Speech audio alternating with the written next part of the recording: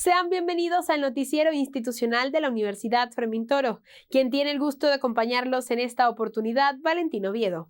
Damos inicio a esta emisión presentándoles una entrevista realizada por nuestra compañera Alexandra Ruiz a la licenciada en Comunicación Social Otiana Monagreda, egresada de la primera promoción de nuestra Casa de Estudios Superiores. Veamos. Sean bienvenidos a nuestra sección de Talentos UFT, quien los acompaña en esta oportunidad, Alexandra Ruiz. Hoy tenemos el placer de conversar con una de nuestras egresadas de la Escuela de Comunicación Social, la licenciada Otiana Monagreda, que está por acá compartiendo con nosotros desde Canadá. Bienvenida. Gracias a ustedes por contactarme. Y nosotros felices de que hayas aceptado y poder tener este encuentro que digamos que estás un poquito lejos de tu tierra, pero se puede sentir, ¿no? Claro, sobre todo en este clima tan frío, se siente un calorcito bien rico, pues. Bueno, regresando a ese calorcito, cuéntanos, ¿cómo fue esa Otiana Monagreda antes de su licenciatura, antes de, digamos, tener el título en mano, que comienza, digamos, ese deseo de estudiar comunicación? ¿Tenías otra pasión, otra idea? Cuéntanos cómo fueron esos comienzos. Bueno, de verdad que yo analizando hace mucho tiempo y conversando con varias personas, yo soy una de las personas que siempre quise estudiar comunicación social. No me pasó por la cabeza como que, oh, yo estudié esto porque a lo mejor mis padres querían o cualquier otra persona me recomendó estudiar esto. No, para mí la comunicación iba en mí.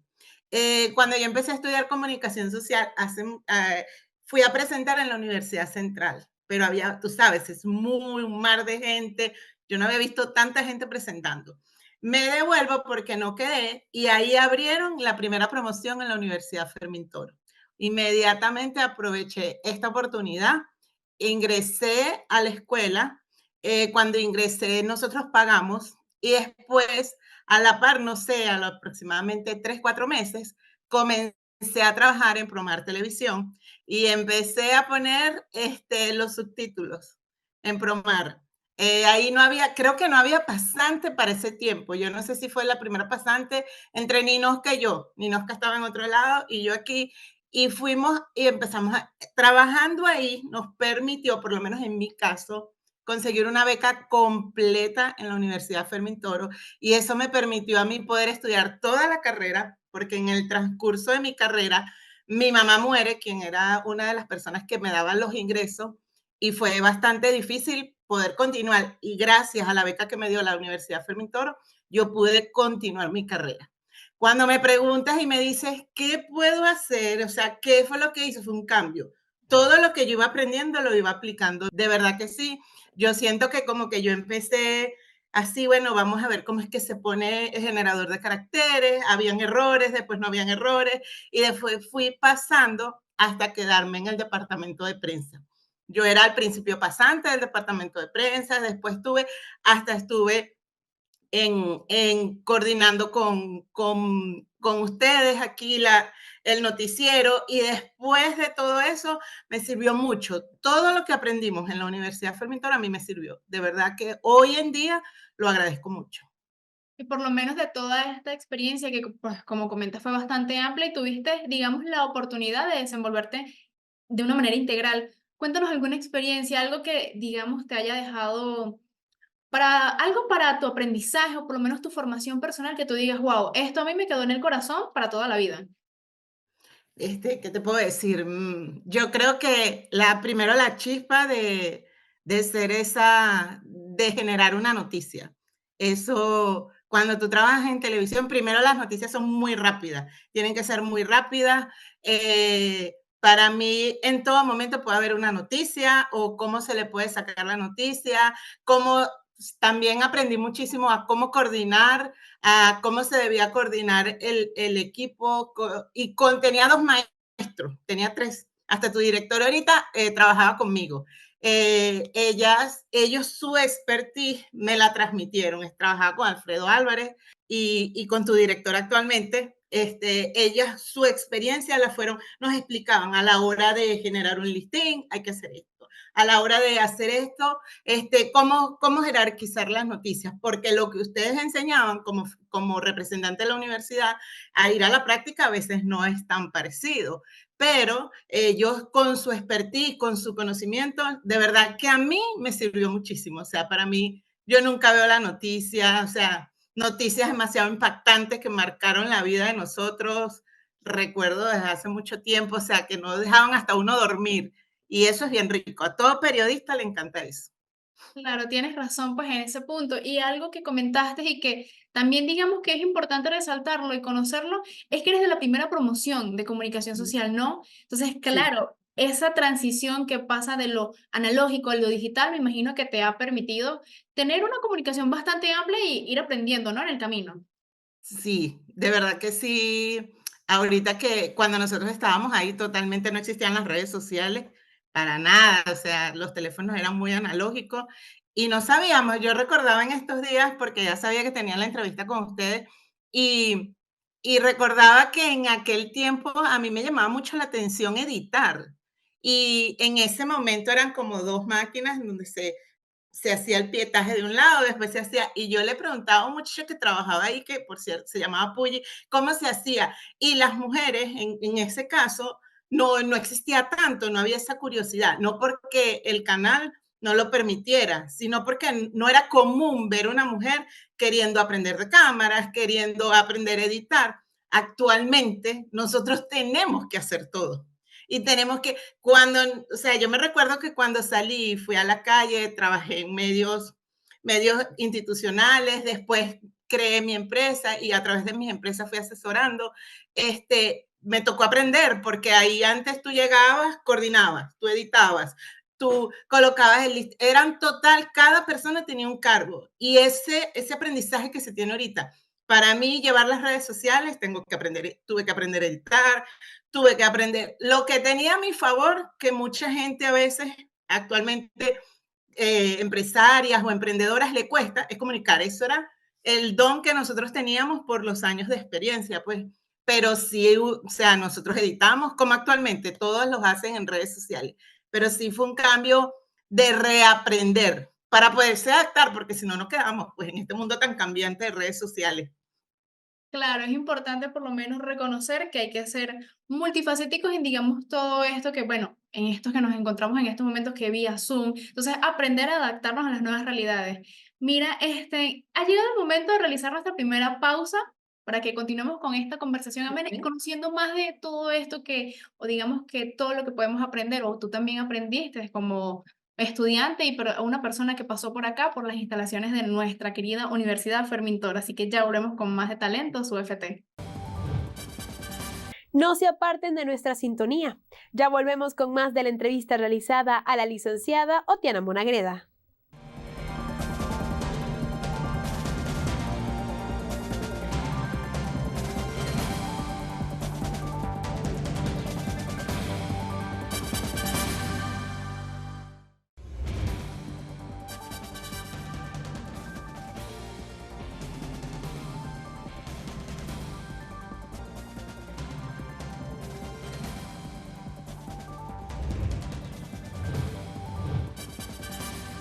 Estamos de vuelta con más de su noticiero UFT.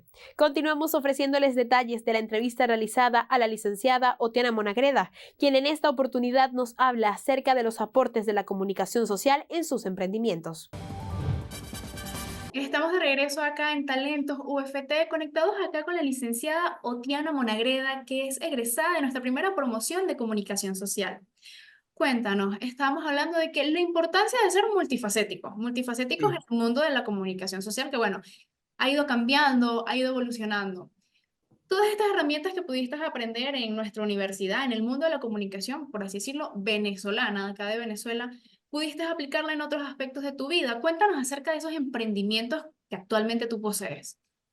Bueno, actualmente la comunicación me acompañó en toda mi vida, desde que ya salí un poco de televisión y fui a hacer comunicación, pero desde otras áreas. Y estando aquí en Canadá, me ha servido muchísimo, porque bueno, cuando nosotros emigramos, pasamos un proceso de migración, como todos, de adaptación, pero al llegar aquí ya estar adaptados, decidimos emprender.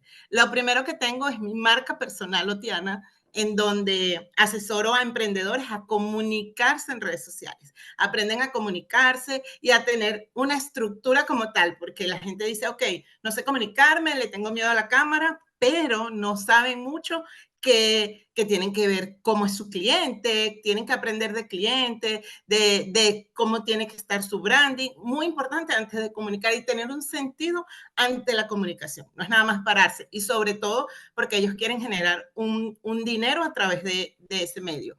Después tenemos, y ese es como yo digo, mi negocio tradicional aquí, vendemos chicha venezolana. Se llama Debes Chicha y esto ha sido, yo no sé si me conocen más como Tiana o como la dueña de Debes Chicha, porque ha sido un boom. Cuando mi papá llega en pandemia aquí a este país, empezamos a buscar las maneras de ayudar a que se vendiera. Entonces empezó a vender chicha, después paramos y después decidí empezar a estar en bazares.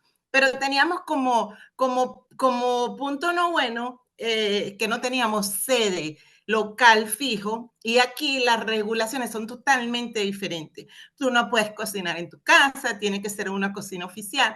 Entonces yo dije, ¿cómo hago para que esto utilice las redes sociales? La gente nos conoce totalmente, hemos cambiado de nombre, nos hemos transformado de branding, todo con el apoyo de las personas. Todas estas herramientas, la gente dice, pero ¿cómo has crecido tanto? La gente va al sitio a través de eso. Yo dije, tengo que hacerlo que ellos asistan donde yo estoy. Las redes sociales fueron las que nos ayudaron con diferentes estrategias de comunicación, de involucrar al cliente y de un buen producto. De verdad que esto del buen producto nos ha ayudado. Y con mi esposo, él es mecánico y tenemos una empresa. Todas esas comunicaciones las manejo yo y los apoyamos en todo. De verdad que hemos crecido aquí la comunidad latina y expandiéndonos a la comunidad habla hispana nos ha ayudado a crecer. De verdad, gracias a la comunicación, a las herramientas que adquirí, nos ha ayudado muchísimo a que el negocio sea muy visible y sobre todo porque tengo que hacer que la gente se mueva, no van a conseguir un local, no van a conseguir, sino si estoy en este festival y gracias a Dios nos hacen cola. Tenemos cola y lamentablemente en el último evento venezolano, por cierto, a más de 60 personas les tuve que decir que estábamos soldados y que tuvimos que irse y bueno, se quedaron con las ganas de probar la chicha muy rica. Bueno, pero por lo menos diste a probar este dulce venezolano y te expandiste, es que es algo que, digamos que la sociedad hoy en día o muchos jóvenes tienen ese miedo y bueno, tú superaste ese miedo de irte a un país diferente, a una cultura diferente y te apoyaste con las comunicaciones, ahí se ve la importancia de todo esto, ¿no? Total, total. Bueno, no te creas, al principio fue un cambio porque emigrar es un cambio bastante fuerte. Cuando nosotros emigramos, nos tocó emigrar a nosotros solos. Mi esposo, mis dos hijas llegaron de 5 años. No pude trabajar al principio, me tocó ser mamá 100% 24/7, porque tenía unas niñas muy pequeñas. Entonces, los tiempos no nos daban hasta que fui adaptándome. Pero yo dije, o sea, esto es lo que tengo. ¿Con qué me apoyo? Con lo que tengo. Y es muchas de las cosas que yo les hago entender a las personas que están conmigo cuando yo las asesoro. Tienes que apoyarte con las herramientas que tienes. A lo mejor a las personas como tú no les pasa porque ustedes, bueno, vamos a hacerlo como salga. Pero ya a personas que están de mi edad o que tienen más de 30 años, a veces les cuesta un poco porque no nacimos con esto y nos cuesta hablar. Y eso va a ser la estrategia, porque mientras más natural te muestres, mientras más llegues a la gente, vas a hacer crecer cualquier negocio. De verdad, yo agradezco mucho y agradezco sobre todo haber tenido una beca completa. Si yo no hubiese tenido esa beca completa, después de la muerte de mi mamá, no hubiese podido concluir. ¿Y cuál crees tú que sea ese consejo, no solamente para por lo menos los jóvenes que están aquí o las personas que están aquí pensando en, digamos, salir adelante o salir del país y comenzar desde cero, que ese es el miedo más recurrente? ¿Cuál crees tú que sería tu consejo para esas personas y también para las personas que están en tu misma posición que están allá y que tú puedas, digamos, darles como que una asesoría desde tu experiencia? ¿Qué te gustaría comunicarles? De verdad que lo que yo le diría es que no tengan miedo, que pateen ese miedo es lo más importante, porque el miedo nos paraliza. Y por mucho tiempo, yo te lo digo porque en carne propia nos pasó. No, independientemente de la edad, el miedo es paralizante. Y tú tienes que, si quieres salir, sal. Lo que tienes es que aplicar. Yo conozco mucha gente, bueno, en medio de esta aplicación, yo para acá ni pensaba venirme a vivir. Yo saqué una visa y después vine y no me quise ir. De verdad que amo este país. Ha sido muy transformador. Emigrar transforma a la gente. O sea, definitivamente el que me conoció no conoce esta nueva versión de Otiana si no me has visto físicamente, porque he cambiado más de 360 grados. Y esto, pero es divino, porque tú cambias, te transformas y creces como persona. Te adaptas al país. Muchos errores que comete la gente cuando emigra es que el país se tiene que adaptar a mí, que es cosa que no debe ser. Tú te adaptas y empiezas a ejercer lo que tú quieres. Saber que lo que estás haciendo es temporal, porque yo también limpié, también hice Uber, también hice cosas que yo te lo juro que hasta lloré. Un día que yo tengo posgrado en gerencia empresarial y tuve que terminar esto, no.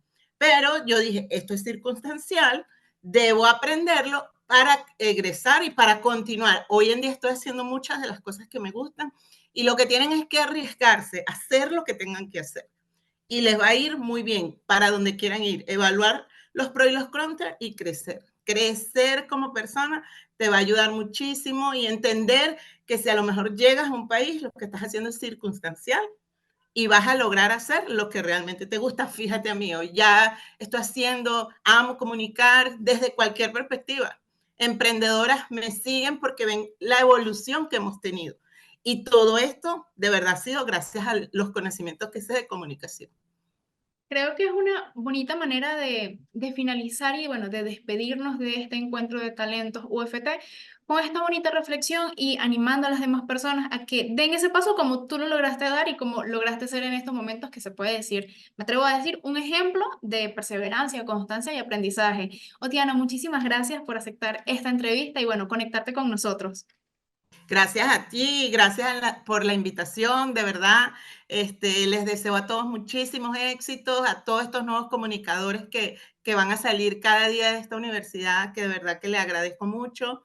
Y mi título aquí vale, pues me hicieron hacer algunas equivalencias, pero es importante que lo que tú hiciste hoy vale y sigue siendo eso. Entonces, sigan adelante y sigan aprendiendo, porque ahora es que nunca paramos de aprender. Yo siempre quiero aprender. Muchísimas gracias a ti. Y con esto finalizamos nuestra sección de Talentos UFT, quien nos acompañó en esta oportunidad, Alexandra Ruiz. Vamos a una segunda pausa comercial y al volver seguiremos ofreciéndoles información de la Universidad Fermín Toro.